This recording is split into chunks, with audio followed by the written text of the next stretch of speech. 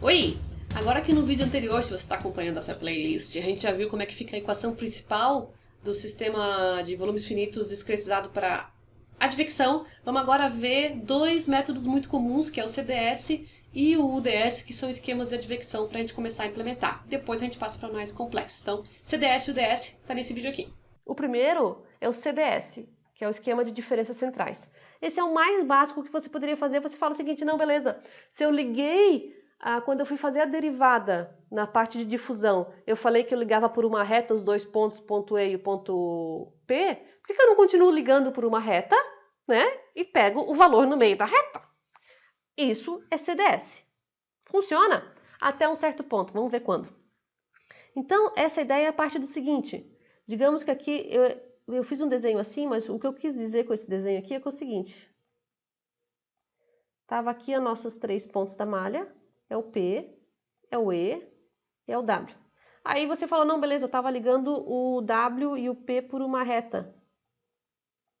Quando eu tirava a derivada, o dt dx em Wzinho, a derivada é ΔT por ΔX. Isso é a derivada, né? Então, por isso que dava φP menos φW sobre ΔX. Mas agora eu não quero a derivada, agora eu quero exatamente o ponto no meio. Eu quero o valor desse tzinho. O que ele é? Ele é o valor da frente mais o valor de trás dividido por 2, né? Que é isso que eu fiz aqui. Então, esse φWzinho aqui vai ser quem? Eu posso falar que ele é o valor da frente mais o valor de trás sobre 2. Beleza? Quem que seria o φEzinho? A mesma coisa, o valor da frente mais o valor de trás sobre 2. Então, nota por que esse cara aqui eu dividi por 2 e não fiz ΔΦ sobre ΔX? Porque esse é o próprio valor, não é a derivada. A derivada que é isso daqui, né? O próprio valor, eu fiz uma média. E aí eu substituo lá, nessa equação anterior, esse φE e esse φWzinho por esses valores aqui. Por esse aqui e por esse aqui. Isolo o φP. Então foi isso que eu fiz. Tá aqui o φE, tá aqui o φWzinho. E aí nota aqui que se eu fosse pegar na equação principal anterior, ele era, eu vou usar já aquela nomenclatura era ρ, u, a, que multiplica φEzinho. Então que multiplica meio de φP mais φE. Isso é esse primeiro aqui, né? Menos MW, que é MW? Rho, U, A. Em W, né? Nota que isso aqui é o quê? Fluxo de massa, né? Rho, U, A é fluxo de massa. Que multiplica meio φP mais φW. Agora é Wzão, tá? Eu sei que meus Ws parecem iguais. Essa é a parte da advecção. Igual. O resto se mantém, né? O resto a gente já tinha. O resto, isso aqui é K sobre CP, A delta X, e esse aqui também. Agora você deve estar pensando, por que antes era só K e agora é K sobre CP? Por causa desse carinha aqui, né?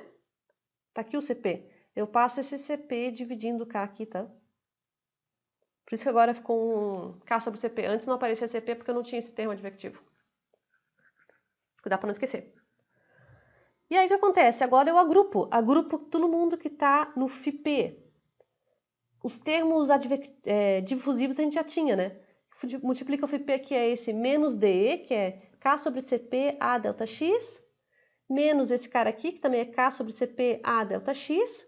São dois menos, na verdade, né? Menos com menos vai dar 2, K sobre CP A delta X.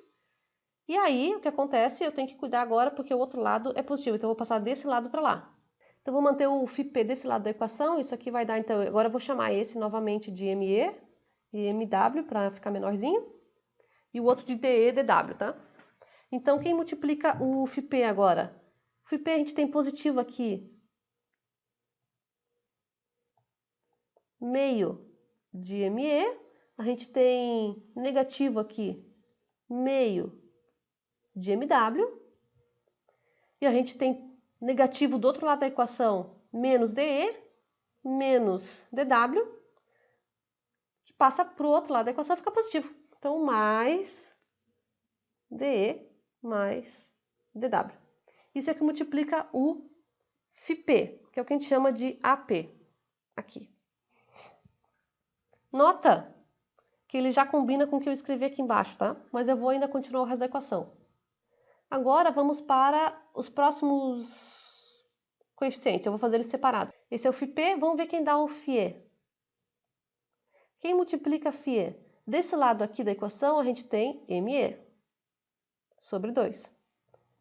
Esse aqui não tem ninguém, do outro lado da equação a gente teria de positivo. Só que lembra que eu passo o meu φe para o lado contrário do φp, né? Então, eu vou passar esse me para o lado de lá, então ele fica menos, mais o meu de. É isso que eu tenho multiplicando o φe. Quem é que multiplica o φw? Desse lado da equação aqui eu tenho menos mw. Vou passar para o lado como mais mw sobre 2. Menos com menos, mais dw. Beleza. Nota que eu não estou fazendo o S, tá? O S, como é que ele vai entrar? Ele vai entrar igual ao que a gente fazia no difusão. No final desse material eu tenho a equação completa deduzida. Agora, qual é o detalhe? Nota que eu consigo encontrar esses dois carinhas dentro do AP, como sempre, né? Só que tu vai pensar, pô, mas os sinais estão diferentes, ó. O DE e o DW tá lá. DE com DW tá aqui. Só que aqui eu tenho menos meio de MW e mais meio de ME.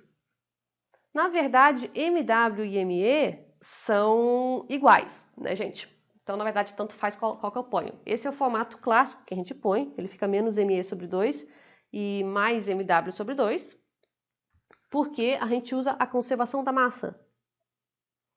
Conservação da massa, se você for lembrar, diz que ρU é igual a uma constante, porque está em regime permanente.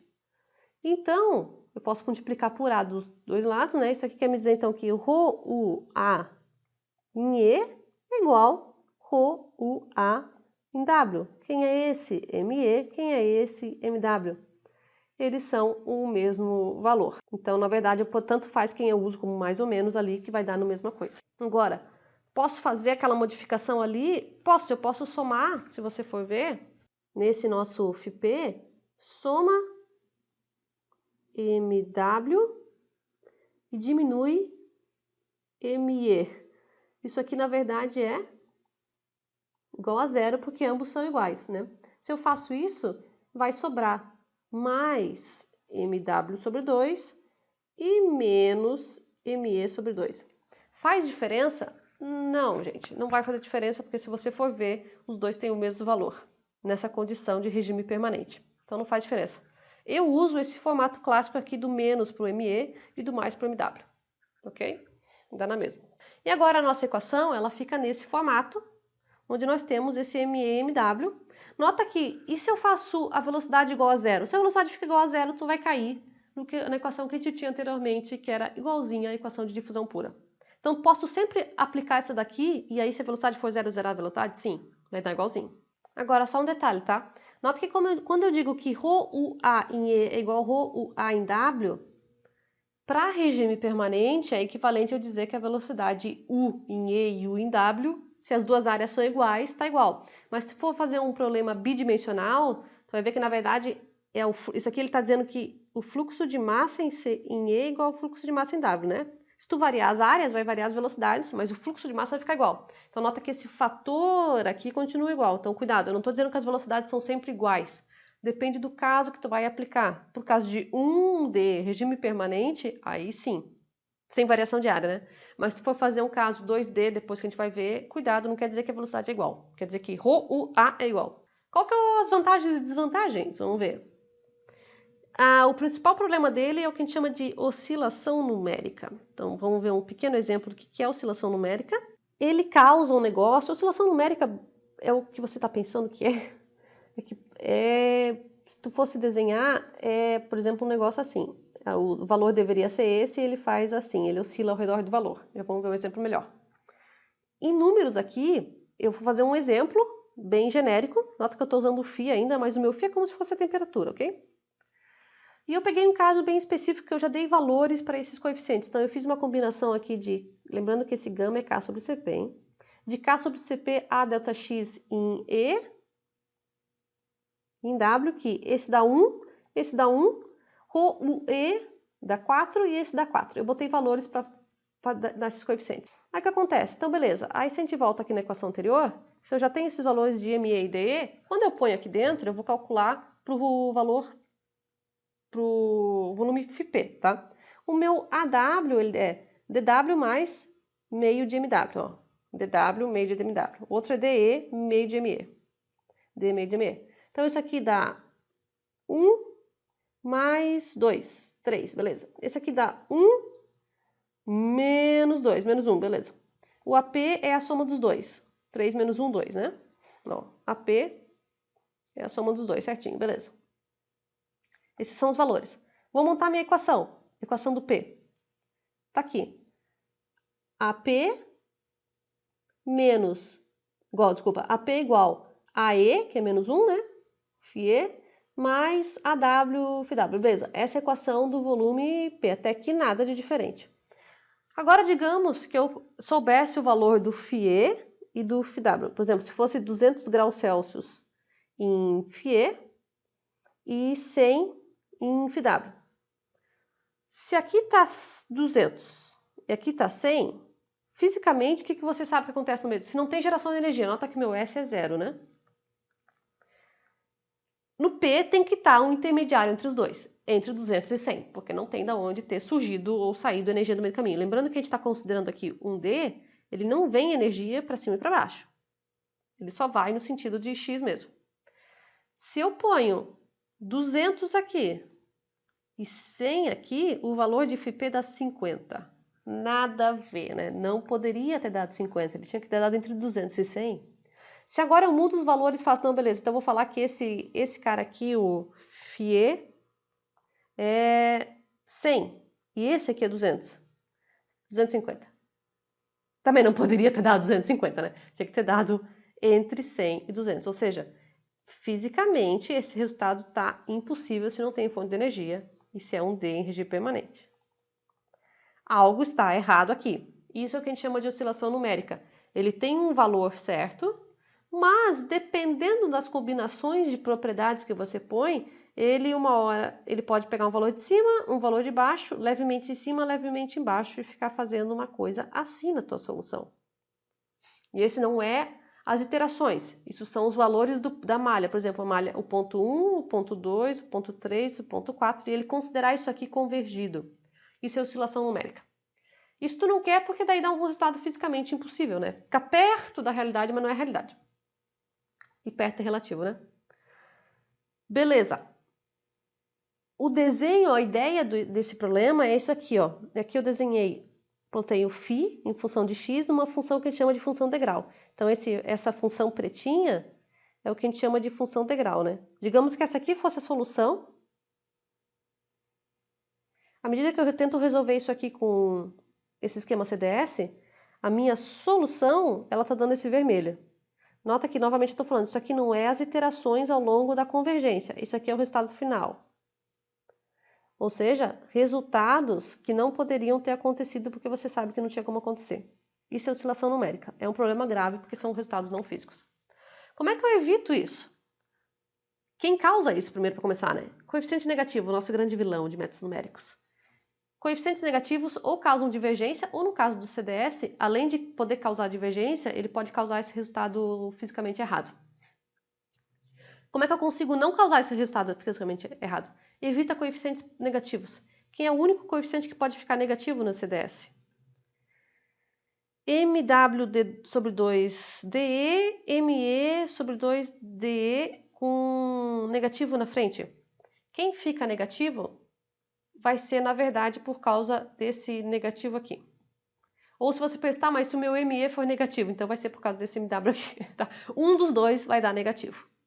Como é que eu evito? Ah, claro, se um dos dois é negativo, tu pode ter negativo aqui no AP também, né?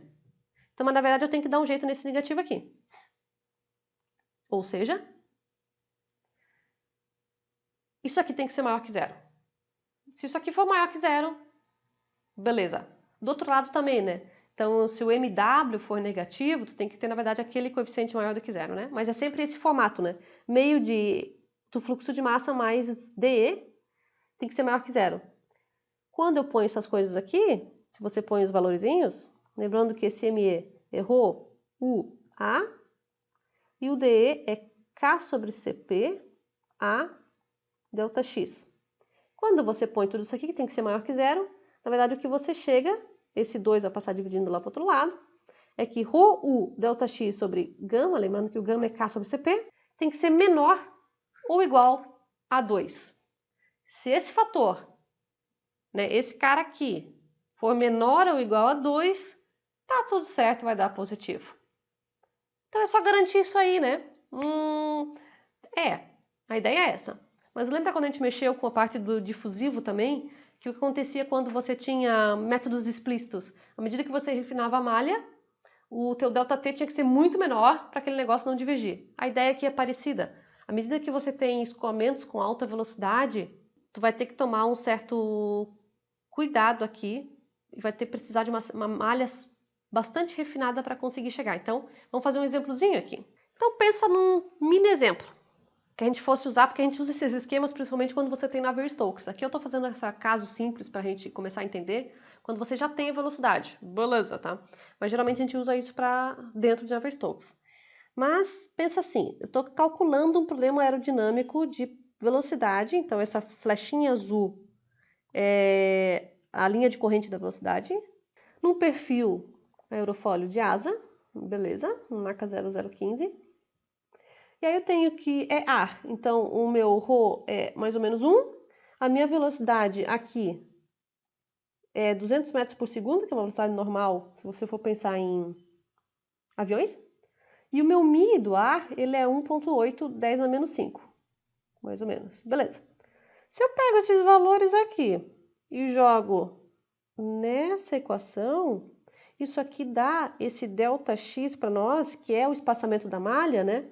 Aquele ΔX é, se eu fosse fazer a minha malha aqui, considerar um D,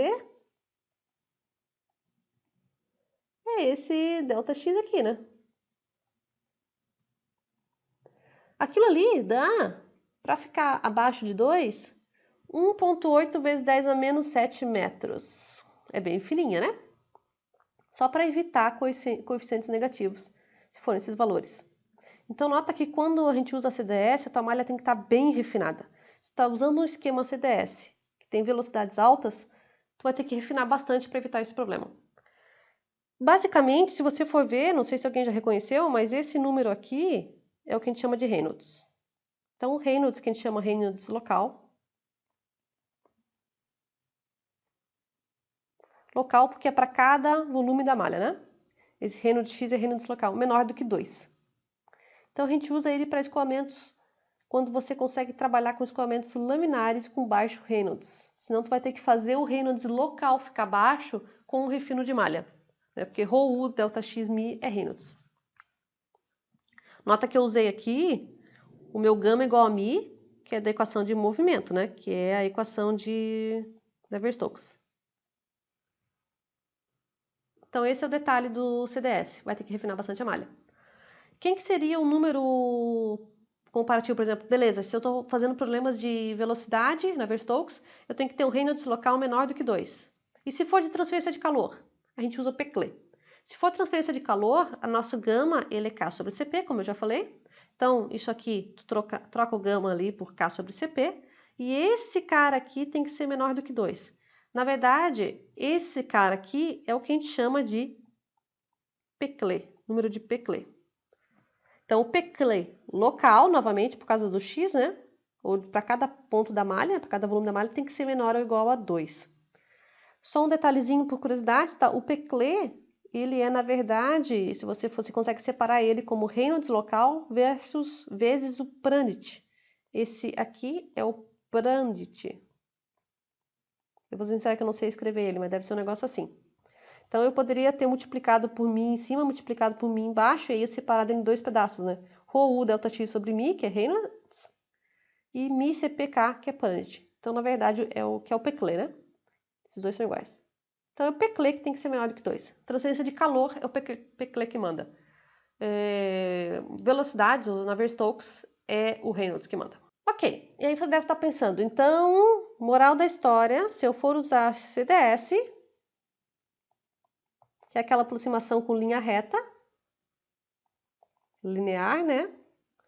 eu tenho que ter uma malha muito refinada. Em alguns casos dá, né?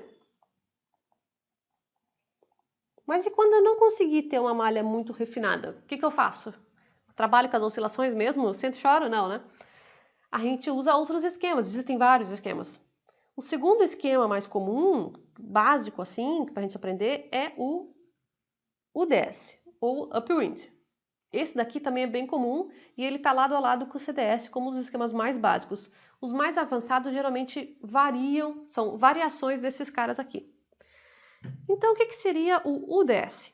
Ele está aqui para corrigir o CDS, basicamente. Também tem os seus problemas. A gente chama de upwind porque como ele vem da ideia de corrente. A ideia de, por exemplo, a corrente que passa no rio, né? Se você tem um rio, e aí você tem a corrente vem daqui do rio, ou seja, a velocidade vem daqui, e você está aqui na frente, você vai sentir, por exemplo, e aqui, desse lado aqui você tem 30 graus, e desse lado aqui você tem 50. O que vai chegar em você? Vai chegar aos 50 graus, né? Porque a corrente está vindo nesse lado. O 30 você não vai sentir, porque o rio está empurrando para o outro lado. A ideia do upwind é a mesma coisa. Você sente, ou seja, o volume, ele sente a propriedade da onde está vindo o escoamento. Se o escoamento está vindo de trás dele, a propriedade de trás vai ser carregada para ele por trás. Se vem da frente, vai vindo da frente. A gente vai fazer o 1D, tá? Depois a gente vê o 2. Então, nota que eu botei o mesmo desenho aqui, só que agora eu indiquei as flechas da onde vem U. Lembrando que U, ele é positivo se está na direção de X, hein? Ele é vetorial, né? Então, o meu X aqui está assim. O meu U é negativo, está contra X, ok? Então, cuidado. O U é vetorial. Temperatura não é vetorial, né? Temperatura é escalar. Mas o U é vetorial, ok? Então, quando a gente tem ME maior do que zero, o que eu estou dizendo é que o meu U é maior que zero e está no sentido de X. Quando o meu ME é menor do que zero, quer dizer que o meu U é menor do que zero e está indo contra o sentido de X. E aí o que a gente faz é o seguinte. Antes a gente pegou e falou, ok, aqui está a minha interface W, aqui está a minha interface E, o meu φ em E e o meu φ em W é a média aritmética dos pontos da frente e de trás. Agora não, agora a gente diz o seguinte, se a velocidade está vindo desse lado aqui, que nem aqui, U está vindo desse lado, está na direção de X, isso aqui é o positivo, ok? O meu φW, ele não vai ser mais a média entre o φP e o φWzão. Ele vai ser o valor que vem atrás dele. Então, se o meu fluxo de massa é positivo, que seria esse caso, e esse caso, que são os dois casos com U maior do que zero, as minhas interfaces são iguais aos valores de trás. Então, o meu φWzinho é igual ao meu φWzão e o meu φE é igual ao meu φP. E fechou! E nota que quando eu faço isso, o que eu estou dizendo? Tu está dizendo que teu Rho, U, A, E, Φzinho agora é Rho, U, A, E, Φp. E só. Mesma coisa com esse cara aqui. Está dizendo que Rho, U, A, Wzinho, Wzinho é Rho, U, A, Wzinho, Φwzão.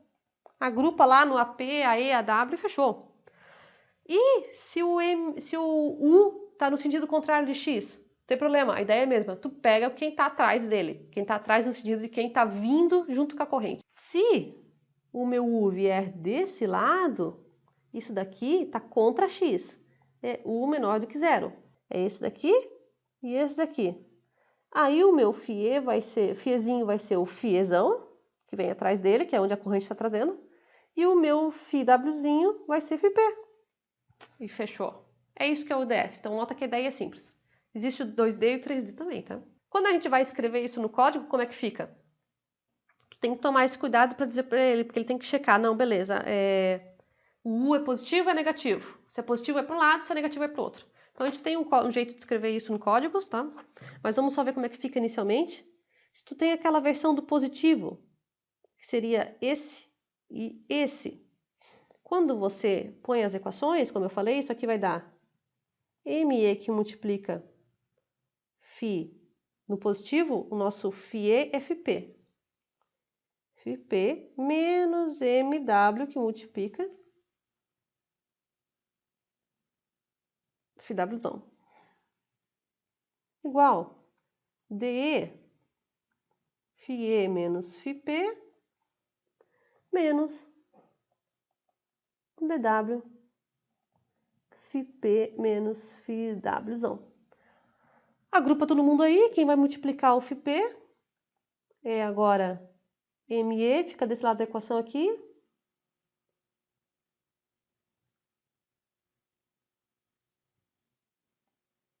Esse aqui dá negativo, passa para o outro lado como positivo. Esse aqui dá negativo, passa para o outro lado como positivo. Esse é o nosso FP, que multiplica FE. Nós tínhamos o DE desse lado aqui, e aqui do outro lado não tem nada. Mais FW, aqui a gente tem o DW positivo, agora a gente tem esse MW aqui desse lado, que passa positivo. Nota que está todo mundo positivo. O meu MW e ME já são positivos porque eu parti do pressuposto que o U é positivo. Então não tem como dar coeficiente negativo aqui. A vantagem do DS é essa, não há coeficientes negativos. Nota que o nosso AP dá realmente a soma do AE mais o AW. AE é só isso aqui e a W é isso aqui. Beleza. Se for o contrário, vai para o outro lado. E se o U for negativo? Não tem problema. A gente já parte do pressuposto que o ME e o MW são negativos. Quando a gente faz a discretização, agora, FIEzinho vai ser FIEzão e FWzinho vai ser FP. Então tá lá. ME, FIE, MW, FP igual DE, FIE, FP,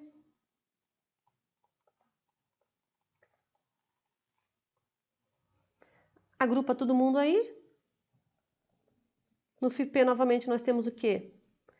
Aí nós temos um menos MW mais DE mais DW igual FIE, que multiplica menos ME mais DE, FW, DW. Aí você deve estar pensando, tá, mas tem um negativo aí, negativo nunca é legal. Mas lembra que esse cara é menor do que zero e esse cara também é menor que zero. Menos com menos vai dar positivo, vai dar todo mundo positivo aqui. AP, AE, AW. E AP é o somatório dos dois. Todo mundo positivo, não tem problema de dar divergência.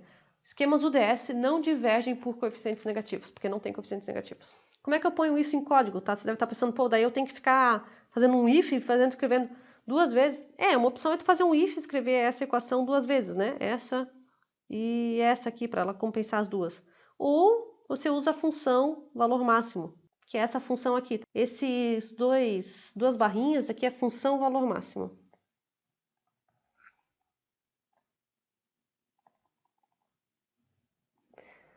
Então, por exemplo, o que acontece é que quando você tem ME e 0, a função valor máximo dela procura o maior valor. Se o ME for positivo, isso aqui vai dar um valor negativo com 0, dá 0. O AE dá só DE. ME positivo, AE é só DE. Beleza. E o AW é para dar MW mais DW. Lembrando que eu estou usando ME e MW positivo. Se o MW é positivo, ele vai dar um valor maior do que zero, vai pegar o MW, D mais DW, mais MW. Beleza. E aí, quando você soma o AP, ele é simplesmente AE mais AW. Fechou. Se o ME é negativo, isso aqui vai dar menos com menos, vai dar mais. E aí, ele vai ficar esse valor ao invés do zero. DE menos ME. Lembrando que isso aqui também vai dar mais, porque o ME é negativo. No DW fica só o DW. Se ele for negativo, vai ficar o zero, vai ficar só o DW. Fechou. Essa função é valor máximo. Todos os códigos têm essa função. Ela retorna o valor máximo entre os dois. Agora, só um detalhezinho que eu queria mostrar. Ok, a gente viu o problema de oscilação. Eu vou aplicar para o mesmo exemplo o esquema UDS com os mesmos valores, tá? Eu só troquei o esquema. Então, nota que eu peguei aqui, o mesmo MWME do problema anterior era 4, e DE, DW, 1. Calculei para o FIP, porque FIP isso aqui é ME e MW positivo. É esse caso aqui, então o meu AE é o DE, o meu AW é MW mais DE. E o AP é os dois. Então, AE é DE, que é 1, beleza? AW é MW mais DE, que é 4 mais 1, 5. E o AP é a soma dos dois, né? 6, beleza. Essa é a equação do volume central. Se eu faço esse cara aqui 200 e esse cara aqui 100 graus Celsius, que nem eu fiz a última vez, isso daqui, põe aqui dentro os valores, vai dar 116. Tá entre 100 e 200. Fisicamente dá certo. Agora, é o valor correto? Não sei dizer ainda, né? Tem que ter refino de malha, etc. Mas ele já tá um valor que é fisicamente possível porque ele tá entre os dois valores. Se eu troco e faço 100 e 200, põe lá em cima, 183. Tá fazendo sentido, pelo menos, tá? Então, o UDS, ele é um problema que não tem, um esquema que não tem oscilação, tá? Já funciona um pouquinho melhor. Aqui tem um resuminho de como é que fica o AP, a E, a W para os dois. E aqui eu já adicionei a termo fonte. Então, esse é o UDS, esse é o UDS, desculpa, esse é o CDS, esse é o UDS. Nota que eu já coloquei a equação aqui, tá sem condições de contorno. Como é que é a condição de contorno? Condição de contorno a gente faz como estava fazendo anteriormente, né, gente? Você pega a equação, na hora da integração você vê o que vai dar. Nota que aqui eu já coloquei SPA ΔX, SCA ΔX, SPA ΔX, SCA ΔX. Esses dois já estão aqui com fonte. Então, esse cara que você põe para o CDS e o UDS. Um pequeno probleminha que você deve estar pensando. Tá, então o UDS é maravilhoso, vou sempre usar. Não, ele tem um problema também. O problema dele é o problema de falsa difusão, que a gente chama, difusão numérica. Ele ameniza gradientes. Então, assim, ele vai dar valores que fisicamente poderiam ser, mas ele vai dar valores geralmente um pouco mais baixo do que deveria ser. Então, se eu tenho uma função degrau, que foi que eu desenhei aqui, digamos que o resultado fosse esse azul. Esse é o resultado certo. Se para esse mesmo problema eu aplico um CDS, ele vai tender a fazer, dependendo dos valores que eu ponho ali, um negócio assim. Umas oscilações nada a ver. Se eu faço o UDS, o problema dele vai ser o seguinte, ó. Quando tem essa pico aqui, ele vai dar uma amenizada, sabe? E isso é o que a gente chama de difusão numérica. Ou falsa difusão. Também não é assim o fim do mundo, mas você geralmente não quer. Você quer um resultado mais plausível, melhor, tá? Um resultado mais perto da solução real. Então, esse é o problema do UDS. Ele dá essa falsa difusão. Sempre? Não, é só quando você tem gradientes altos, você nota que depende dos valores das propriedades, mas é um problema que pode acontecer. Então, vamos ver o efeito dessa difusão numérica, o que pode ser muito grave nela, porque você viu ali deixar o valor um pouco menor, de vez em quando não é considerado tão grave, mas tem alguns casos que é considerado grave. Por exemplo, quando tem difusão de temperatura, quando não deveria ter nenhuma, daí é considerado grave. Então nós vamos fazer um exemplo rapidão aqui, que é o caso de dois escoamentos que são separados, que têm temperaturas diferentes e velocidades iguais. Então, por exemplo, tem uma parede aqui, é isso que eu estou desenhando aqui no meio, isso é uma parede. Meu x é assim, meu y é assim, ele é bidimensional esse problema. Ambos têm a mesma velocidade u, ok? Constante. Só que esse cara aqui é uma temperatura mais quente do que essa aqui de baixo. Tipo, esse cara é 50 em cima e o outro é 25 embaixo. Ok, o que a gente espera fisicamente que aconteça? Quando acaba essa parede, aqui ele está dizendo que acabou a parede.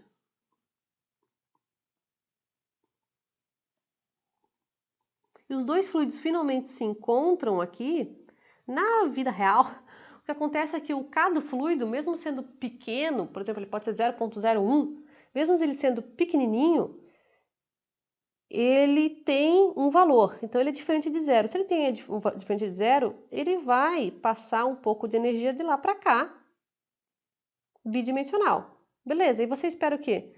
Que se aqui é uma temperatura de 50 e aqui era de 25, você espera que aqui no meio do caminho ele tenha uns pedacinhos que vai tendo um degradê entre os dois, é isso que você espera. Nota que eu estou considerando um caso onde os dois escoamentos são laminares e eles não se misturam, tá? Não tem turbulência misturando os dois. Isso é o que acontece na prática. Mas digamos que você conseguisse fazer, teoricamente, um escoamento onde o K fosse realmente zero, tá? Totalmente zero. Como os dois escoamentos não se misturam, na hora que acabou a parede, tu deveria ter um degrau entre eles, porque aqui deveria ser o 50, aqui deveria ser o 25, isso aqui não parece um 25, né? E aqui tu tem tipo, assim que aqui tu tem exatamente onde estava a parede, tu tem 50 de um lado, e logo acabou a parede 25 do outro. Isso aqui é teoricamente o que deveria acontecer. Se eu aplico os dois esquemas, o UDS e o CDS, para esse problema, eu fiz uma malha bidimensional aqui com 1, 2, 3, 12 volumes. Aqui acabou a parede. O K é zero, eu vou fazer o K igual a zero, ok? Lembrando que as velocidades são constantes. E as temperaturas, um é TC, outro é TH, mas é um valor. Se você for ver, vamos calcular os coeficientes aqui. Aqui nota que apareceu um MN e um MS. N é norte e S é sul. No final desse slide vai ter a versão bidimensional desse cara aqui, eu acho que é tridimensional também. DN e DS é a mesma coisa. Então, simplesmente, quem é esse cara aqui é ρ, U, só que agora é o A em Y, lembrando que aí é sempre a área transversal, então seria esse cara aqui. Ok? Ah, só que agora não é U, desculpa, agora é V. A gente chama essa velocidade no sentido vertical de V e U a horizontal, ok? Então seria isso aqui. O sul seria a mesma coisa, só que no sul, né? Esse aqui vai ser o K, CP, AY, delta Y, ok? E os outros continuam a mesma coisa. E o AN é a mesma coisa, tá? O AN, ele é análogo ao AE e o AS é análogo ao AW, porque a gente põe o Y para cima, ok? Então, trata o AE como a gente faria, o AN como a gente faria pro AE. No final, a gente vê o valor certinho. Mas quem é MN? Vamos lá. Valores. Não tem velocidade para cima ou para baixo. Então, esses dois são 0, 0, 0. Não tem K, então corta, corta. Então, a N e a SU já não vai ter, ok? Porque seria uma mistura entre MN e DN, uma soma entre eles. Se tudo é zero, não tem problema. No sentido E e W, que é o que a gente está acostumado, DE e DW são zero, porque o K é zero. Ok? O ME não é zero, né? ME, Rho, U, A, em E, que é igual ao MW, Rho, U, A, em W, que no caso aqui é positivo, porque ambos estão no sentido do x. Ok, então vou aplicar aqui para o CDS primeiro, ok? Lembra que os valores de ME e DE não se modificam entre os esquemas, o CDS e o DS, os valores dão o mesmo. O que modifica é a forma como você põe eles dentro do AE, do AW e do AP. Então se você for pegar lá o CDS, vamos voltar lá para o CDS, que eu já não lembro mais de cabeça aqui. AE no CDS é menos ME sobre 2 mais DE, DE é zero, né? E a W é mais MW sobre 2. Então é um positivo, outro negativo. Vamos lá. Menos ME sobre 2, mais ME sobre 2. Ok. Quando eu somo o meu AP, se tu for lembrar, AP é AE mais AW, não tem fonte. Um é menos ME sobre 2, outro é mais MW sobre 2, os dois têm o mesmo valor, né? Então dá zero. AP dá zero. Ok. Qual que é o problema do AP zero? O AP é o que multiplica o FP. Então, nós temos aqui AP, digamos que seriam TP, AETE, mais AWTW. Esse AP ele passa dividindo, né? Numericamente, tu nunca pode ter uma divisão por zero porque o teu software vai pirar, né?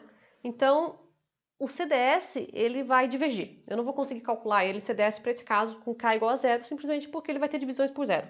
Já não foi. O UDS. Nota que os valores dos coeficientes não mudam. DE e DW continua zero. Qual que é a diferença? O AE e o AW agora são diferentes. Então, quando a gente vai lá para o AE e para o AW,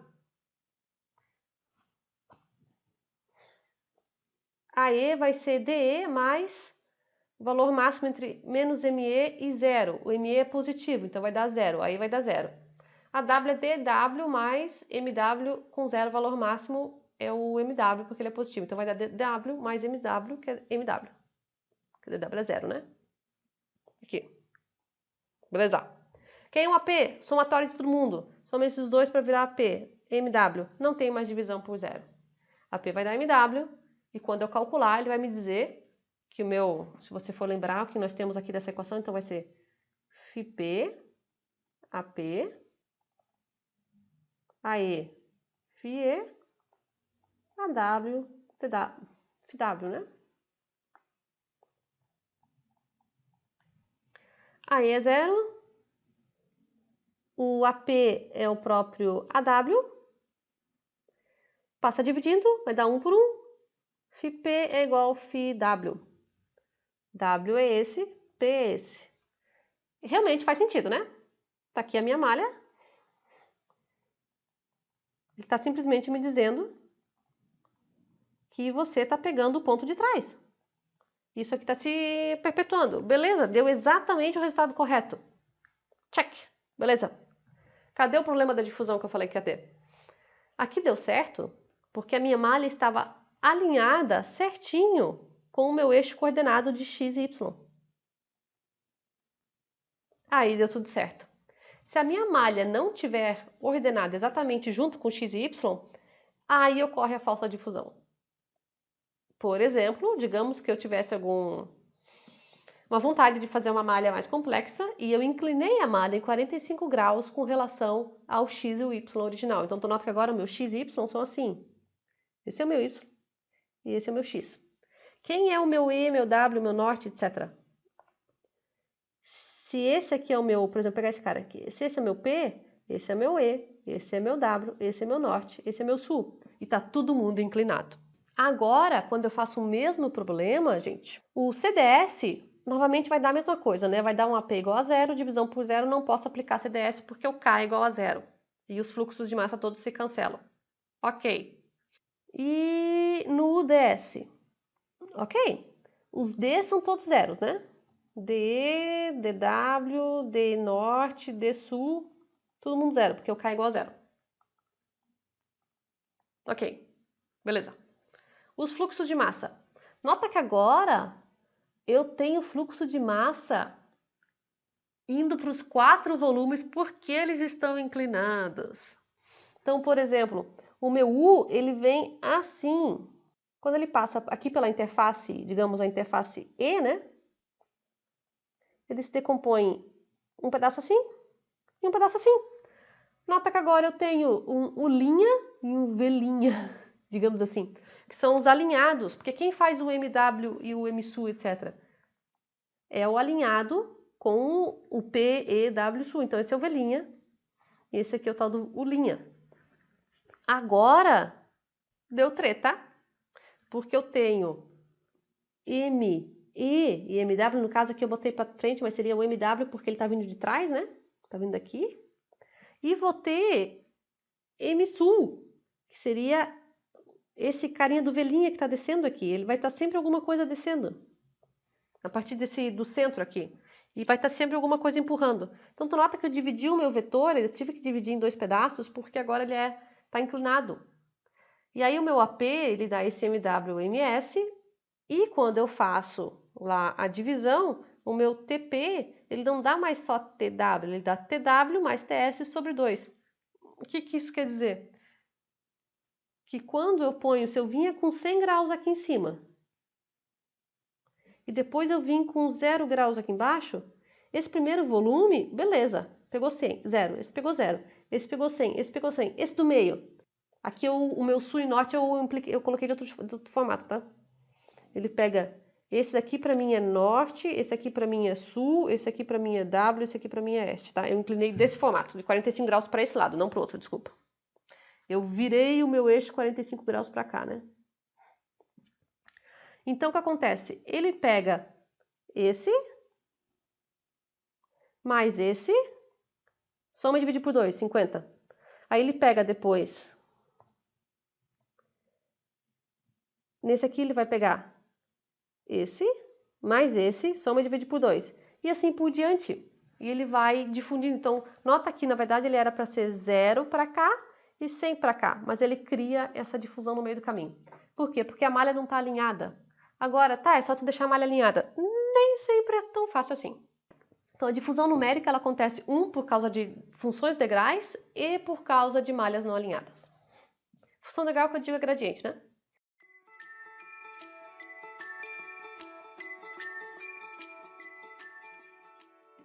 Então você deve estar pensando, bom, então é oscilação numérica ou difusão numérica. Não necessariamente, existem esquemas mais avançados, com um custo computacional maior, que você pode aplicar, que nós vamos ver no próximo vídeo, que é o esquema exponencial e o esquema híbrido.